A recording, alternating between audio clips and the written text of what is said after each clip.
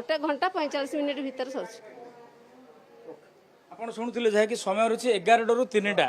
ତ ବର୍ତ୍ତମାନ ଦେଖିବେ 11ଟାରୁ 3ଟା 12:30 ଗୋଟେ ହେଲା ଭିତରେ ପୁରା ଶେଷ ହୋଇଛି। ଆପଣ ଦେଖୁଛନ୍ତି କୋଭଳି ଭାବରେ ଖାଲି ରହିଛି ଭାତ ଡାଲମା ଆଚାର ଯଦି କହିପାରିବା 5 ଟଙ୍କାରେ ପେଟ ପୁରା ଖାଇବା ଯେହେତୁ ମିଳୁଛି ଲୋକଙ୍କୁ ଗ୍ୟାସ୍ର ସମସ୍ୟା ରହିଛି ଗ୍ୟାସ୍ ମିଳିପାରୁନି କିଏ କାଠ ଚୁଲାରେ ରୋଷେଇ କରୁଛି କିଏ କଳା ବଜାରୀ କରି ରୋଷେଇ କରୁଛି ଏହା ସହିତ ସାଧା ମିଲ୍ 80ରୁ ଆରମ୍ଭ ହେଉଛି 120 ନନଭେଜ୍ କଥା ତ ଛାଡ଼ ସେ କଥା ରେଟ୍ ତ ମଧ୍ୟ ଅଧିକ ଯାହାଫଳରେ ଲୋକମାନେ ସିଧାସଳଖ ଆହାର କେନ୍ଦ୍ର ମହଜୁଦ କେବଳ ଗୋଟିଏ ଆହାର କେନ୍ଦ୍ର ନୁହେଁ ଭୁବନେଶ୍ୱରରେ କ୍ୟାପିଟାଲ ହସ୍ପିଟାଲ କଥା କୁହନ୍ତୁ ପ୍ରେସ୍ ଛକ କଥା କୁହନ୍ତୁ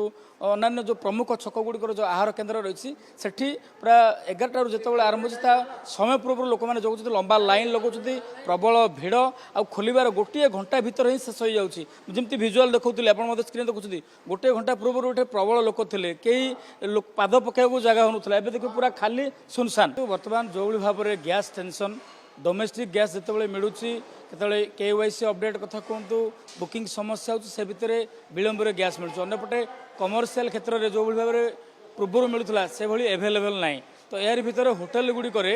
ରେଟ୍ ମଧ୍ୟ ବଢ଼ିଗଲାଣି ସାଧା ମିଲ୍ ଦେଖିବେ 80 ଟଙ୍କାରୁ ଆରମ୍ଭ ହୋଇକରି 120-150 ଟଙ୍କା ପର୍ଯ୍ୟନ୍ତ କେଉଁଠି କାଠ ଚୁଲାରେ ରୋଷେଇ ହେଉଛି ଗ୍ୟାସ୍ ମିଳୁନି କଳା ବଜାରରେ ରୋଷେଇବାସ ହେଉଛି ଏ ଭିତରେ ଲୋକମାନେ ବର୍ତ୍ତମାନ ଆହାର କେନ୍ଦ୍ର ମୁହାଁ ହୋଇଛନ୍ତି ଆହାର କେନ୍ଦ୍ରରେ 5 ଟଙ୍କାରେ ପେଟ ପୁରା ଖାଇବା ଭାତ ଡାଲମା ଆଚାର ମିଳୁଛି ତ ଯେହେତୁ 11ଟାରୁ ଆରମ୍ଭ ହେଉଛି 1ରୁ 2ଟା ଭିତରେ ସରିଯାଉଛି କିନ୍ତୁ ତାହା ନୁହେଁ ଗୋଟିଏ ଘଣ୍ଟା ଭିତରେ ହିଁ ସବୁକିଛି ଖାଲି ହୋଇଯାଉଛି କିଛି ସମୟ ପୂର୍ବରୁ ଆମେ ଦେଖୁଥିଲୁ ଏ ଆହାର କେନ୍ଦ୍ରରେ ପାଦ ପକାଇବାକୁ ଜାଗା ନଥିଲା ତ ବର୍ତ୍ତମାନ ଏବେ ଦେଖିବେ କି ଫଟାଫଟ କିଛି ସମୟ ଭିତରେ ହିଁ ଖାଲି ହୋଇଗଲେ ଲୋକମାନେ ଆସୁଛନ୍ତି ଖାଇକିରି ପଳାଉଛନ୍ତି କାହିଁକିନା ଯେଉଁଭଳି ଭାବରେ ଗ୍ୟାସ୍ ରେଟ୍ ରହିଛି ଗ୍ୟାସ୍ର ସିଚୁଏସନ୍ ରହିଛି ସମସ୍ୟା ରହିଛି ସେ ଭିତରେ ଲୋକଙ୍କୁ ଠିକ୍ସେ ମିଳିପାରୁନି ତ ଯେହେତୁ ଶସ୍ତା ଦୃଷ୍ଟିରୁ ଆଉ ଖାଇବା ପିଇବା ପାଇଁ ବର୍ତ୍ତମାନ ଆହାର କେନ୍ଦ୍ର ମୁହାଁଛନ୍ତି ଭାଇ କ'ଣ କହିବେ ବର୍ତ୍ତମାନ ଯେଉଁଭଳି ଭାବରେ ସମସ୍ୟା ରହିଛି ସମସ୍ତେ ଏବେ ଆହାର କେନ୍ଦ୍ର ମୁହାଁ ଆଜ୍ଞା ସମସ୍ତେ ଏବେ ବର୍ତ୍ତମାନ ଟାଇମ୍ ଗୋଟେ ହେଇଛି ଖାଇବା ଅଲରେଡ଼ି ସରିଗଲାଣି ଆପଣ ଦେଖିପାରୁଥିବେ ନାହାନ୍ତି ଏବେ କେହି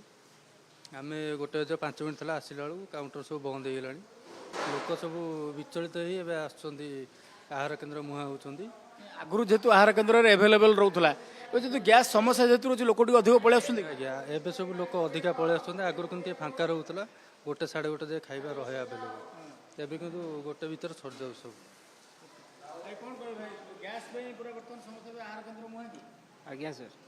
ସମସ୍ତେ ଆସୁଛନ୍ତି ଇଏକୁ ମାନେ ଗରିବ ହଉ ଧନୀ ହଉ ସମସ୍ତେ ଆସୁଛନ୍ତି ଆମେ କିନ୍ତୁ ଠିକ୍ ଗୋଟାଏ ବେଳେ ଖାଇବା ଟାଇମ୍ରେ ଆମକୁ ଖାଇବା ହିଁ ମିଳୁନାହିଁ ଗୋଟାଏ ବେଳକୁ ପୁରା କାଉଣ୍ଟର ବନ୍ଦ ହେଇଯାଉଛି କହିକି ଆମକୁ ଅଳ୍ପନାକୁ ଭାତ ଆଉ ଡାଲମା ଦେଇଛନ୍ତି ଆଉ ଯେଉଁଟାକି ଖଟା ବି ନାହିଁ ତା ଦେହରେ ସବୁ ଲୋକ ଆସୁଛନ୍ତି କିନ୍ତୁ ଯେହେତୁ ବର୍ତ୍ତମାନ ରେଟ୍ ଅଧିକ ସେଥିପାଇଁ ସବୁ ଆହାର କେନ୍ଦ୍ର ମୁହାଁ କି ଆଜ୍ଞା ସାର୍ ଆଜ୍ଞା ସମସ୍ତେ ଆହାର କେନ୍ଦ୍ରକୁ ଆସିବା ବାଧ୍ୟ ହେଉଛନ୍ତି ଗ୍ୟାସ୍ ନିହାତି ଭାବରେ ଆମେ କାଉଣ୍ଟରରେ ଯେଉଁମାନେ ଅଛନ୍ତି ଆମେ ତାଙ୍କୁ ମଧ୍ୟ ପଚାରି ବୁଝିବା ପ୍ରକୃତରେ କ'ଣ ସମସ୍ୟା ରହିଛି କିଭଳି ଭାବରେ କେତେ ମିଲ୍ ଆସୁଛି କେତେଟା ସମୟ ରହିଛି ସେ ଆଉ ଆହାର କେନ୍ଦ୍ର ଯିଏ ମୁଖ୍ୟ ଅଛନ୍ତି ଯିଏ ଟିକଟ କାଉଣ୍ଟର ରହୁଛନ୍ତି ତାଙ୍କ ସହିତ ମଧ୍ୟ କଥା ହେବା ମ୍ୟାଡ଼ାମ୍ ବର୍ତ୍ତମାନ ଯେଉଁ ଆହାର କେନ୍ଦ୍ରର ରହିଛି ଗ୍ୟାସ୍ ଇସ୍ୟୁ ଯୋଗୁଁ କି ସେଥିପାଇଁ ଆହାର କେନ୍ଦ୍ରରେ ଭିଡ଼ ଲାଗୁଛି ନା ପୂର୍ବରୁ ଏମିତି ବି ଭିଡ଼ ରୁହେ ନାଇଁ ପୂର୍ବରୁ ଏମିତି ଭିଡ଼ ରୁହେ ଆଜ୍ଞା ସବୁବେଳେ ଆମର ଏଠି ଶୀଘ୍ର ସରେ 12:30 ଭିତରେ ସରିଯାଉଛି ଏବେ ଯେହେତୁ ବର୍ତ୍ତମାନ ଯେଉଁ ଗ୍ୟାସ୍ ମିଳୁନି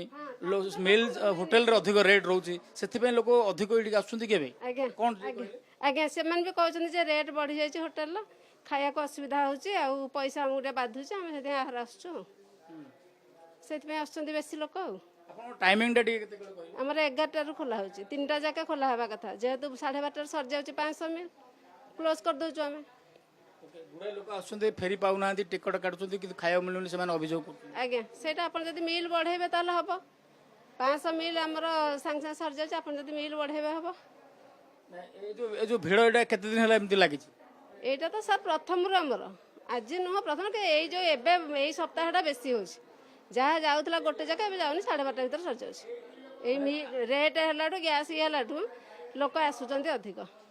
ମାନେ ଖୋଲିବାର ଗୋଟେ ଘଣ୍ଟା ଭିତରେ ସରିଯାଉଛି ଆଜ୍ଞା ଆଜ୍ଞା 1 ଘଣ୍ଟା 45 ମିନିଟ୍ ଭିତରେ ସରୁଛି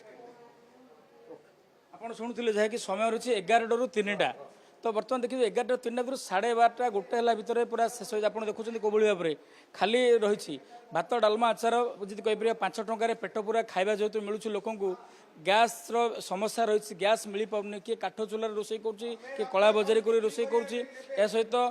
ସାଧା ମିଲ୍ 80ରୁ ଆରମ୍ଭ ହେଉଛି 120, ନନଭେଜ୍ କଥା ତ ଛାଡ଼, ସେ କଥା ରେଟ୍ ତ ମଧ୍ୟ ଅଧିକ, ଯାହାଫଳରେ ଲୋକମାନେ ସିଧାସଳଖ ଆହାର କେନ୍ଦ୍ର ମଜୁଦ କେବଳ ଗୋଟିଏ ଆହାର କେନ୍ଦ୍ର ନୁହେଁ, ଭୁବନେଶ୍ୱରରେ କ୍ୟାପିଟାଲ ହସ୍ପିଟାଲ କଥା କୁହନ୍ତୁ, ପ୍ରେସ୍ ଛକ କଥା କୁହନ୍ତୁ, ଅନ୍ୟାନ୍ୟ ଯେଉଁ ପ୍ରମୁଖ ଛକ ଗୁଡ଼ିକର ଯେଉଁ ଆହାର କେନ୍ଦ୍ର ରହିଛି ସେଠି ପୁରା 11ଟାରୁ ଯେତେବେଳେ ଆରମ୍ଭ ହେଉଛି ତା ସମୟ ପୂର୍ବରୁ ଲୋକମାନେ ଜଗୁଛନ୍ତି, ଲମ୍ବା ଲାଇନ୍ ଲଗାଉଛନ୍ତି, ପ୍ରବଳ ଭିଡ଼, ଆଉ ଖୋଲିବାର ଗୋଟିଏ ଘଣ୍ଟା ଭିତରେ ହିଁ ଶେଷ ହୋଇଯାଉଛି।